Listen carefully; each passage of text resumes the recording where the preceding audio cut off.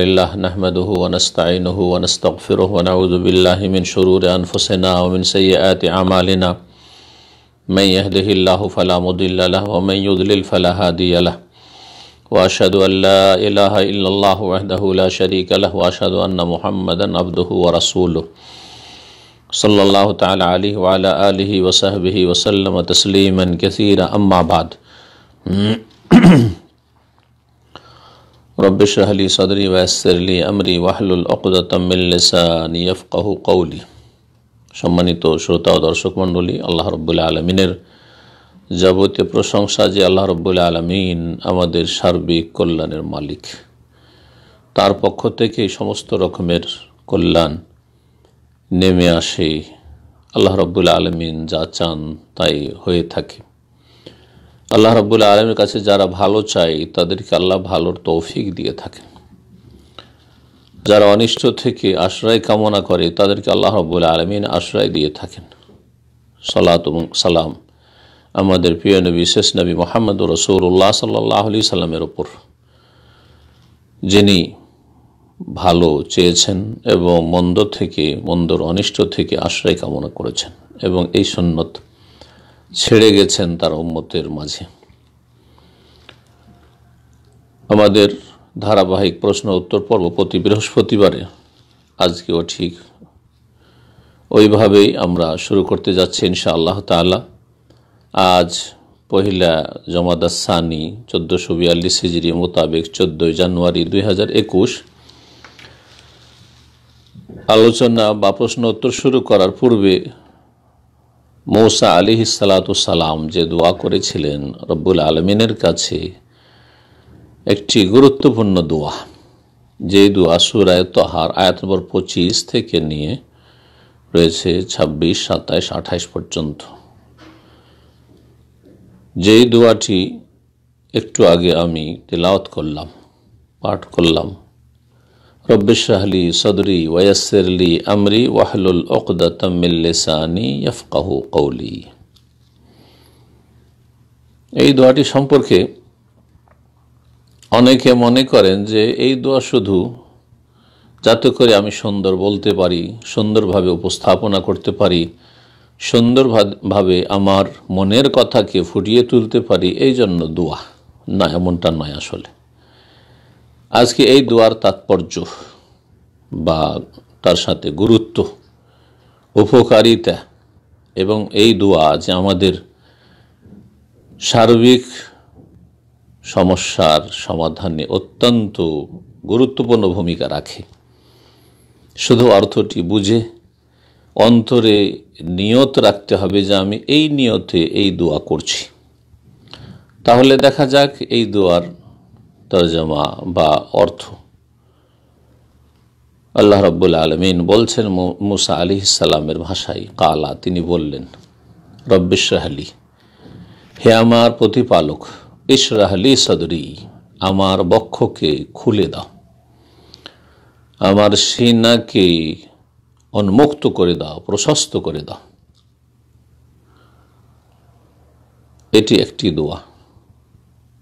আর একটি দোয়া হচ্ছে ওয়ায়াসসির লি আমরি, আমার কাজকে সহজ করে দাও, আমার কাজকে আমার জন্য সহজ করে দাও। তৃতীয় দোয়া হচ্ছে ওয়াহলুল উকদাতাম মিন লিসানি, আর আমার জিহ্বায় বা জবানে যে জড়তা রয়েছে তা তুমি দূর করে দাও। ইয়াফকাহু কওলি, যাতে করে আমার জাতির লোকেরা আমার কথা বুঝতে পারে, আমি কি তাদেরকে বলতে চাইছি, আমার কথা তাদের জন্য বোঝা সহজ হয়ে যায়। তাহলে এতে তিনটি দোয়া রয়েছে, বিশেষ করে প্রথম দুইটি দোয়া। তৃতীয় দোয়া সম্পর্ক দাওয়াতি ময়দানের সাথে, অথবা একজন অপরজনকে যে সম্বোধন করবে কোনো কথা বলে, সেই ক্ষেত্রে যে আমার কথায় যেন জড়তা না থাকে, অস্পষ্টতা না থাকে, যাতে করে আমি যাকে যে কথা বোঝাতে চাইছি, ব্যক্তি হোক, পরিবার হোক, সমাজ হোক, দেশ হোক, দেশবাসী হোক, বিশ্ববাসী হোক, তারা যেন আমার কথা বুঝতে পারি। ইয়াফকাহু কওলি। প্রথম দুটি দুয়ার সম্পর্ক এবং সেই অর্থে যে অত্যন্ত ব্যাপকতা রয়েছে মানব জীবনের ক্ষেত্রে, এই বিষয়টি আজকে বুঝাব। রব্বে ইশরাহ লি সদরি, হে আমার রব, হে আমার পালনকর্তা। কোরআন কারীমের অধিকাংশ দোয়া এ রব দিয়ে রয়েছে, আল্লাহকে রব বলে ডাকা হয়েছে। কিছু দোয়া রয়েছে আল্লাহুম্মা দিয়ে, কিন্তু অধিকাংশ দোয়ায় রয়েছে রব্বে অথবা রব্বানা, এক বচন, হে আমার রব, রব্বি, আর রব্বানা, হে আমাদের রব, হে আমাদের প্রতিপালক। যিনি পালনকর্তা, যিনি সব কিছুর প্রতিপালন করেন, সমস্ত সৃষ্টি জগতের প্রয়োজন মিটিয়ে থাকেন, তিনি পালনকর্তা।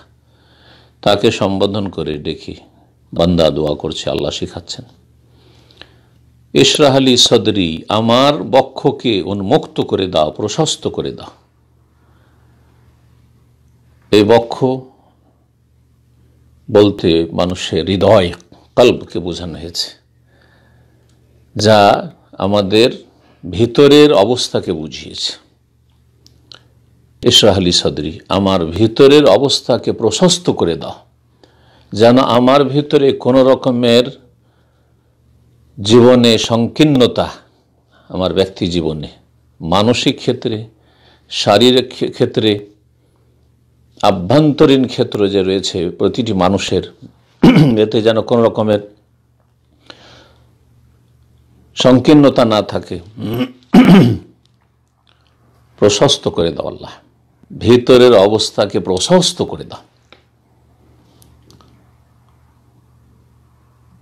ওয়ায়াসসির লি আমরি, আর আমার কাজগুলিকে আমার জন্য সহজ করে দাও। এটা হতে বাহিরের অবস্থাকে বোঝানো হয়েছে। আর মানুষ যে সমস্যার সম্মুখীন হয় বা যে সমস্ত সমস্যার সম্মুখীন হয়, সে সমস্যাগুলি তার আভ্যন্তরীণ সমস্যা, তার মানসিক অশান্তি রয়েছে, শারীরিক অশান্তি রয়েছে, তার ভিতরেই সমস্যা রয়েছে, অথবা বাইরে বহিরাগত সমস্যার সম্মুখীন হচ্ছে। ওয়ায়াসসির লি আমরি, আমার কাজগুলি যে ডানে বামে সামনে পেছনে আমার যে কাজকর্ম রয়েছে দৈনন্দিন জীবনে, এগুলিকে আমার জন্য সহজ করে দাও। যে কোনো কাজ, রুজি রোজগারের কাজ হোক, ইবাদত বন্দেগীর কাজ হোক, মানুষের সাথে আদান প্রদানের কাজ হোক, চলাফেরার কাজ হোক, পারিবারিক বিষয় হোক, সামাজিক বিষয় হোক, রাষ্ট্রীয় বিষয় হোক, যে কোনো, ওয়ায়াসসির লি আমরি, আমার কাজগুলি তুমি আমার জন্য সহজ করে দাও। এই যে দুটো সমস্যার সম্মুখীন হয়ে থাকে মানুষ, একটা হচ্ছে আভ্যন্তরীণ সমস্যা আর একটা হচ্ছে বহিরাগত সমস্যা, এই দুটো সমস্যা থেকে আমাকে মুক্ত করো এবং আমাকে এই দুটো সমস্যার সমাধানের জন্য বা দুটো সমস্যা থেকে মুক্তি লাভের জন্য সাহায্য করো।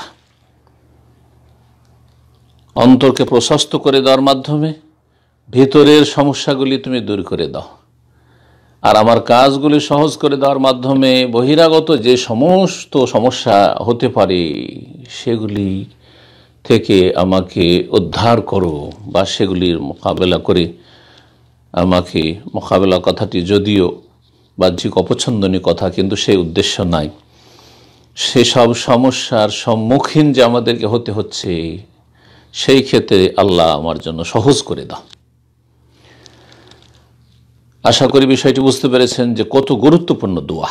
জি, জীবনে কোনো সমস্যা থাকবে না, সত্যি অন্তর থেকে নিষ্ঠার সাথে যদি খুলুসিয়াতের সাথে আমরা দোয়া করতে পারি, তাহলে আমাদের ভিতরে যে সমস্যাগুলি রয়েছে শারীরিক মানসিক, আজকাল অধিকাংশ মানুষ ডিপ্রেশনে ভুগছে, মানসিক রোগে ভুগছে, দুশ্চিন্তায় ভুগছে, সমস্ত সমস্যার সমাধান হয়ে যাবে এই দোয়ার মাধ্যমে। কিন্তু ইয়াকিনের সাথে রবের কাছে দোয়া করতে হবে।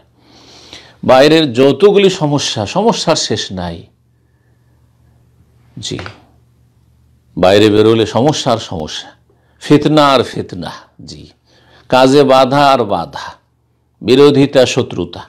ওয়ায়াসসির লি আমরি, আমার কাজগুলিকে আমার জন্য সহজ করে দাও। আল্লাহ রাব্বুল আলামিন যেন আমাদেরকে এইভাবে কোরআনে কারীমের জ্ঞান অর্জনের তৌফিক দান করেন এবং দোয়া, জিকির, আজকারের ফিকহ জ্ঞান হাসিলের তৌফিক দান করেন এবং সে অনুযায়ী আমাদেরকে আমল করে দুনিয়া এবং আখিরাতে আমাদেরকে সফল হওয়ার তৌফিক দান করেন।